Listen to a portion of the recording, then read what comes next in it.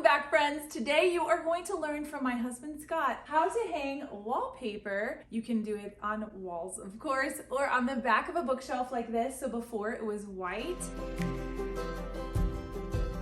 And then I'm going to have fun with you styling the bookshelves, talking through some design details, what to do, how to balance. Sometimes it can be challenging. So let's do it. So you don't need that many tools. What do you need to hang wallpaper? You need a spatula. I like these brush, getting your paper on and laying smooth. I like to use a wallpaper spatula for the reason that it's plastic and they're cheap. I don't like using a metal putty knife because it catches and you're dragging it on the paper and you scratch your paper, you throw that whole sheet away. So I prefer this. I prefer a brush, a seam roller. I use a little brush, and if there's an area behind the paper that's not adhered real well, I could pull the paper back and put a little bit of paper on the wall or on the back of the paper and push it back down. Right, a little bit of glue, adhesive. You need plenty of razor blades, a screwdriver if you have outlets that you want to take off, pencil to mark your paper, use a rag here, a brand new sponge, a little bit of water, and the glue, and the table. And a roller. You can use any roller mat to put glue on your paper. The mat doesn't matter when putting adhesive on the paper. One other thing we want to talk about is the way the paper comes off the roll.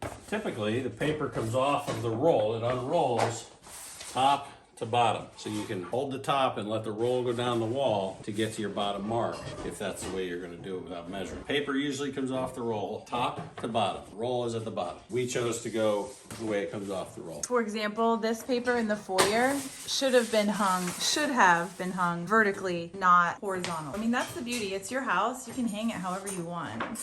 This is the best one.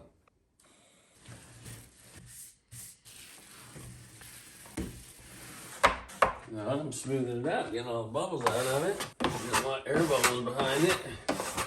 You always start in the center and drag to the sides. That's one of the worst things you can do is have either too much or not enough glue. Cleaning the glue off and the excess glue squeeze out. You line up the pattern, take your pencil, mark it or identify it about an inch below. Bring it over to the table. Hang that side over the edge, find out where our mark was. There's our mark. There's all that flour. You just fold the paper back to your mark, line up the side of the paper with the other side of the paper right here. Make sure this side of the paper lines up with this side of the paper over here, and then crease it. Make sure you got a straight line. Now, take some crease. Nice straight cut. And you have to give yourself extra on the top to align your pattern. There's usually a piece of paper in the package that tells you the width, the length, and the repeat of the paper. It's very important when calculating how much paper you need to do your job. Start in the middle, work our ways to the sides. That way you're rolling the glue to the edges too, so you're getting an even coat. Just spread it a little bit. The reason you glue the paper, not the wall, is because you need the paper to relax. Paper's been all printed and then spun up into a roll, and it wants to curl. But you can see once I got the glue on there, it doesn't want to curl anymore. See? It's not curling anymore. That means the paper is starting to relax. Once it's glued, how long do you let it sit there? 5 to 10 minutes is usually plenty of time. See, there's a couple little boogers in the glue, so you just get them out. So see little hard pieces of glue? If you look at it on an angle in the light, you'll be able to catch them. Why do you fold it up like that? So that I don't get this bottom shelf covered with glue as I'm getting the top pattern lined up. You need to maneuver and manipulate the paper on the wall. Just lining the pattern up the best you can. What I do to seam a paper is I just lay it just like the first roll, and then we're gonna go back through. We're gonna start in our center, work our way to the edges. Now we're gonna come back through with our spatula. Trick to that. That looks pretty good. Seam already looks pretty good. I can see there's a little white spot here. So all you do is palm slap it a little bit, hit it with the roller. Okay? Pull that seam together. Sometimes it'll be overlapped and you just palm slap in the other direction.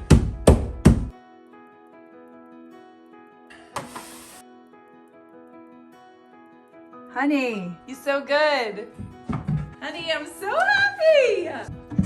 So now Scott is measuring so that the sides match. This pattern over here, we want it to match this side. He's waiting to do the bottom to make sure that we have enough paper. Any little boogers that you don't want in your paper. Yep. I don't think there's a proper term. Dried glue, clumps, boogers, dingleberries.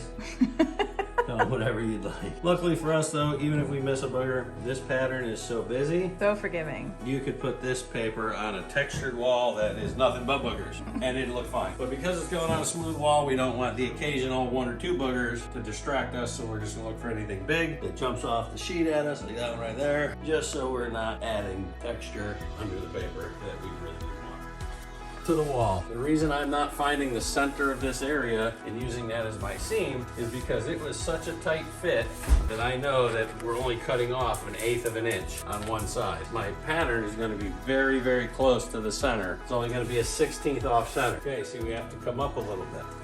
This pattern is lower than that pattern, so we have to raise the paper a little bit on this wall. So doing bookshelves and wanting it to be the same, that can cause a little bit more of a challenge. Normally you would not have to measure your pattern. Trying to match this pattern with the other side. Pull that now. Push this up and we will just pull the paper accordingly. If at all possible, you want to have your seam fall just short, like a hair in between, so you can just push it or palm slap it to meet the other paper. Because if you're too long on your paper and it overlaps this seam, meaning you can't see the wall through it when you're putting the paper up, then you could end up with areas of the seam that are overlapped. And when it dries, you'll see it, it'll create a crease, because when the paper dries, it tightens. So it's relaxed now, the seam's good, and when it tightens back up, this seam is going to be perfect. One final wipe down with a clean damp sponge. Okay, let's do this. If you have similar shelves or a single bookshelf, I would recommend starting from the top and working your way down. That is what we're going to do today. I love family photos, so you're going to see that I do a lot of family pictures. So you're going to start with larger objects when you're up tall. Now, this is a faux plant, a family picture, and a lantern. I love that I have a basket texture with glass, then we have metal over here and ceramic. The more texture, the better in my opinion. So let's see if we like this. So far, so good. I'm so happy about this paper. We're gonna use this guy next. This actually came from my Free Spirit bundle. As a designer, I actually have a home decor subscription box. I have amazing women subscribers. We have a really fun online community. Let's do some more family pictures. Even though I'm going to do a lot of photos, I also want to add other elements, right? Candles, plants, interesting objects, letters. I think it's so fun when the things on your shelves can tell a story. Books are always a good thing. I love decorating books here. This is a faux plant again, just with it being higher. I think the functionality of that, I feel good and balanced. We have glass, wood, life with plants, even though they're faux. We have pictures, we have candlelight. Now, I don't have any glass over here, right? We have glass up top, so now I'm gonna balance with some more glass over here with this was also in a subscription box. When you love what you have everything you need. This is my husband Scott, as you have already met him. This is actually a flower we found in Iceland that I decided to frame. He's not going to read very well though with the wallpaper now, I don't think. But I'm going to need to back this with some kind of paper. I don't love it with this. Okay, we're switching gears. It's trial and error always, my friends, and hope that I don't drop this stuff. I felt like the words competed with the books. Like, I don't want too many words. Let's see, I think I like that. So by putting this on this side, it's gonna balance some of those creamy ivories that we have over there. This was a Free Spirit bundle item that was in our summer bundle. This stock is one my grandfather has passed actually this past year. Last year, and grandma gave me something from him. So he carved this and painted it. I love that. It tells a story from my grandpa. This decoy my father made. Now, he's not finished. I saw it in my dad's shop and I was like, Dad, I really want that. He was like, no, Victoria, it's not done. And I was like, exactly. Like, how beautiful, like what a picture of life this is, in my opinion. I think it's so cool that it's not finished. Like, it's a work in progress, as are we, a work in progress all the time. Since we have a duck on this side, we're gonna put this guy on that side.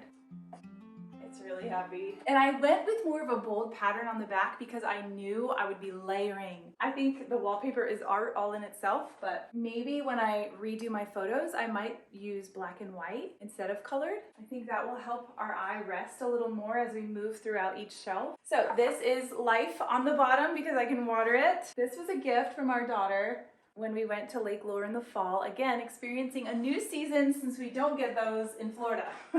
So that also might need a background now that it has the busy paper behind it. A fun big wooden bowl with beads.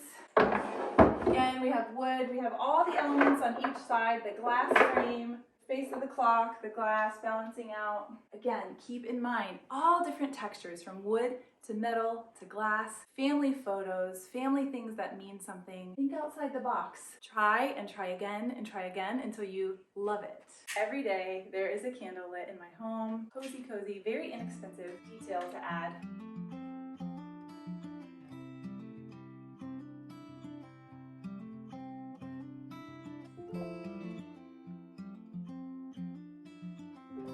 Okay, I think I love it. So I hope you're encouraged and inspired. If you love what you saw today, please subscribe to my channel. Comment below if you have any questions about all things related to installing wallpaper or styling bookshelves. See you next time.